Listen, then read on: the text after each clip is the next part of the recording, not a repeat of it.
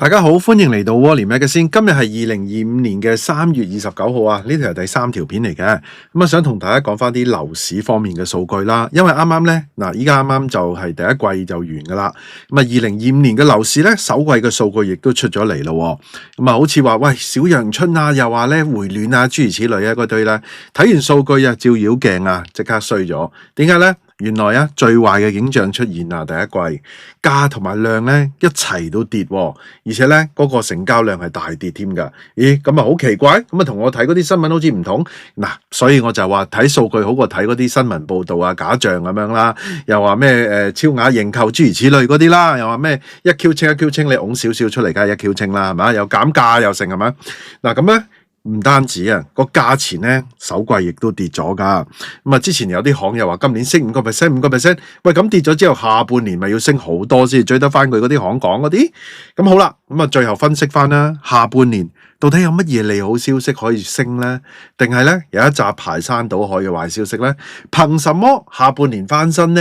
喺開始之前，希望大家免費訂閱我頻道 ，subscribe 我 channel，comment like 同埋 share 埋俾你朋友啊！如果可以嘅話咧，免費 join 埋我 Patreon 作為後備。行有餘力嘅話咧，可以喺 Patreon 嗰度咧每個月請我飲咖啡嘅噃。另外咧，我有一個最高級別嘅會員，咁有額外嘅內容啊，敏感嘅議題同埋一啲付費嘅內容俾大家嘅。多謝大家。引述翻《經濟日報》嘅報導啊，做咗一篇啦，啱啱就總結咗首季。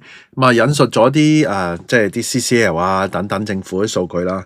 咁引述翻《經濟日報》啊，政府喺2月底嘅時候公布咗財政預算案咧，再度出招啦。調高咗咧100元印花稅嗰個適用上限，刺激咗咧中細價樓嘅交投。但係咧回望翻首季咧，整體成交量嘅樓價啊等等呢啲咧，唔單止咧冇升到，根本上咧就未止瀉添。兩者咧一齊繼續下滑啦。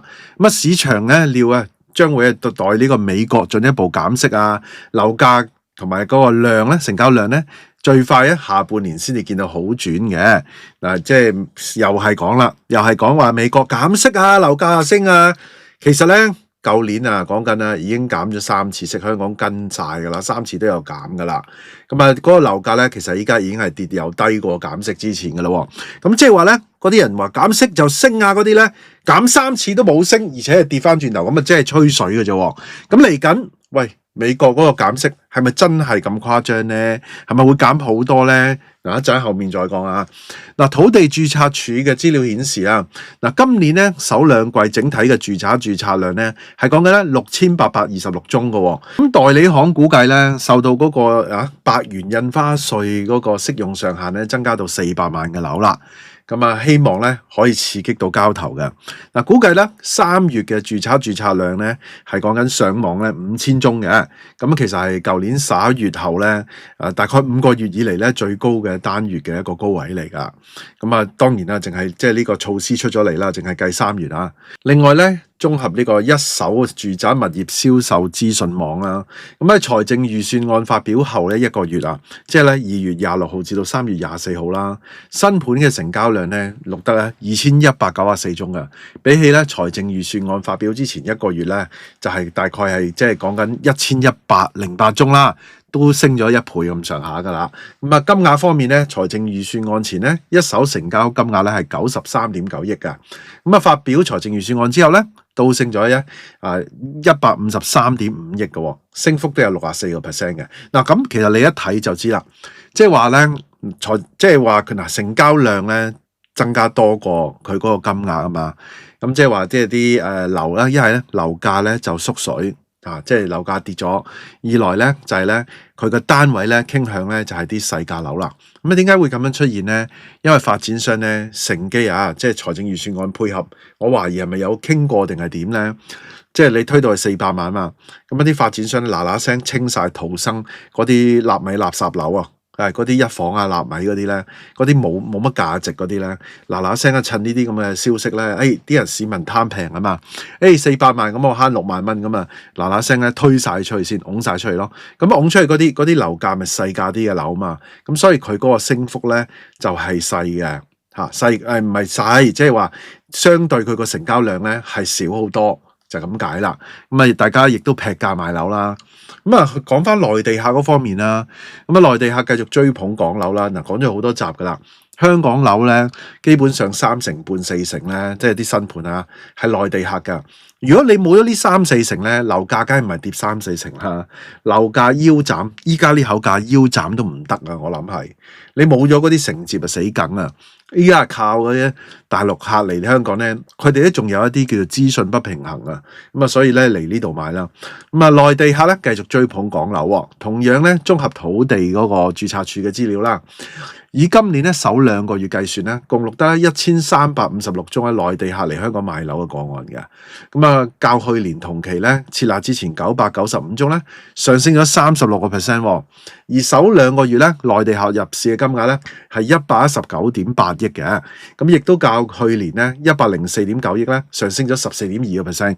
嗱，其實設立之前都有內地客㗎啦，一路即係依家講真，即係香港應該係講緊呢5年咧推咗50幾萬內地人嚟啊！咁呢2年咧特別誇張㗎，應該唔止50幾萬㗎啦，因為呢2年加急咗啊，推咗20幾萬咁啊，即係優才計劃嗰啲批咗啦，嚟咗都好似16、17萬咁上下啦。咁當然啦，有22%就失業啦，咁啊有啲咧就透過啲黑中介啊、假學歷諸如此類，咁有啲咧批咗嚟係攞身份證，但係住喺深圳，但係咧就算儘管係咁。你嗰個數量大啊嘛，數量大留一部分，留5%、10%落樓市，其實都已經係推增到個樓價啦，唔係推增 ，sorry 講錯，應該係推到個樓價跌3成啦，即係講緊咧唔係跌7成，係跌3成咁解，即係叫做咧頂住少少啦。嗱，同時咧呢班人咧偏向係一手樓㗎，佢哋就好少買二手樓。咁啊一手樓嘅樓盤銷售咧，其實咧3-4成係大陸客㗎啦。咁啊嗱，佢哋冇咁偏好二手樓，唔係話完全冇，咁啊嗰個少啲嚇，咁啊所以咧，亦都令到啲二手樓咧，你見到咧啲成交咧跌得咁犀利啊，啲樓價腰斬啊，又成乜嘢頻頻出現啊4成啊嚇，即係豪宅嗰啲跌6成添，好誇張啊！嗱，咁一手交投咧向好啦，但係咧仍然未可以彌補到咧首2個月嗰個交投淡靜嘅大市啦。咁啊，就算咧3月嘅註冊量咧升到去5000宗啦，咁啊首季嘅住宅嘅交投咧係講緊咧11826宗喎。11826宗，你會覺得係多定少咧？咁你一定要有個對照，你先至會明白到其實係交投少咗咁多嘛。因為咧你同舊年啊2024年第4季比啦，舊年第4季係15098宗嘅喎，咁即係話咧按季少咗3272宗啦，即係個跌幅咧其實算係急跌㗎啦，因為本身都唔係好勁咧成交係嘛，急跌咗22%喎。嗱量跌，嗱一般嚟講咧就係你係嗰個價格咁啊量升咁樣啦，即係個價你跌落去，咁啊啲成交量翻嚟咯，劈落去係咪？依家最弊就係咧價跌。量都跌啊嘛，而跌係跌22%嘛，佢唔係價升量跌喎，咁所以係最壞景象啦，即係價同量一齊跌咧，係一個最差嘅情況嚟㗎。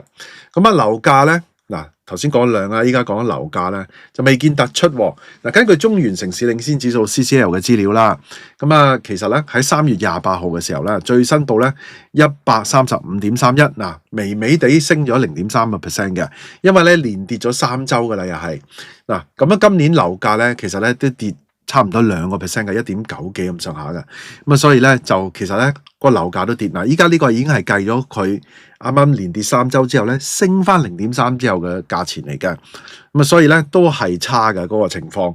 咁啊睇下啲中原嗰個指數啦，嗱呢個咧就1年啦，一年咧都跌到咁樣啦，你見到係嘛？依家最尾呢一棍咧拗翻少少上嚟，咁啊其實之前一路跌落去㗎。咁啊都係啦，呢個就睇3年啦，3年跌得更加慘啦，180跌到落去呢個啦。咁啊呢個就睇5年啦，5年由高位咧跌落嚟跌咗嗱呢個 CCL 咧，我成日都唔係好信佢，但係咧你睇到個 trend 係可以嘅，但係其實佢係淡化咗啦，我會覺得佢 flatten 咗咯。實情咧係真係跌得係勁好多嘅，你無論新樓嗰啲劈嘅幅度啊，二手樓啊，咁佢點可能跌唔夠3成咧？最高位呢個肯定唔現實嘅現象嚟嘅。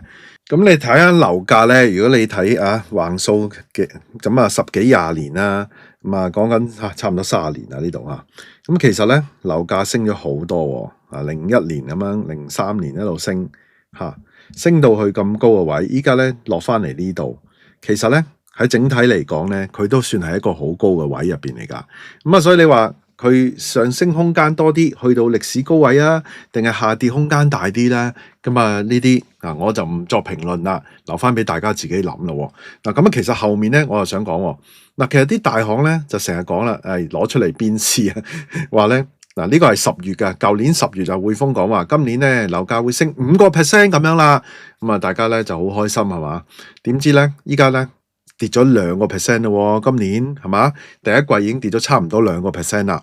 咁好啦，即係話咧下半年其實咧要升7% 咧，先至追到佢話升5% 呢種狀況。咁啊問題嚟啦，咁其實下半年憑乜嘢好消息會升到有7% 咧？係嘛？咁啊，經濟日報話啦，同時值得注意嘅咧就係踏入新嘅一年咧，美國嘅減息步伐咧就見到緩慢咗咯。咁尤其係咧特朗普重新擔任總統之後咧，美國聯儲局咧個年初至今咧2度議息啊，息口咧仍然維持不變啦，2次都已經唔變噶啦。咁啊，令到外界咧開始憂慮美國減息嘅步伐啦，或者咧未如原先嘅預期，從而咧阻礙本港個樓價同埋成交量反彈嘅進程嘅。我想話咧，美國之前已經聯儲局好多官員已經出嚟講咗好多嘢啦，就話低息嗰樣年代咧，超低息嘅年代係過咗去噶啦，同埋咧嗰個叫做利息中性嗰下咧，即係佢哋覺得咧，即係一般嚟講，佢哋要調節息高啊、低啊咁樣噶嘛，會有一個中性位噶嘛。咁過往咧調高啊，係咪？咁佢話咧中性嗰個位咧向上調咗喎，即係你明我意思啊？即係話佢唔調高唔調低嘅位咧，都高過以前啦。即係而且唔會超低息啦。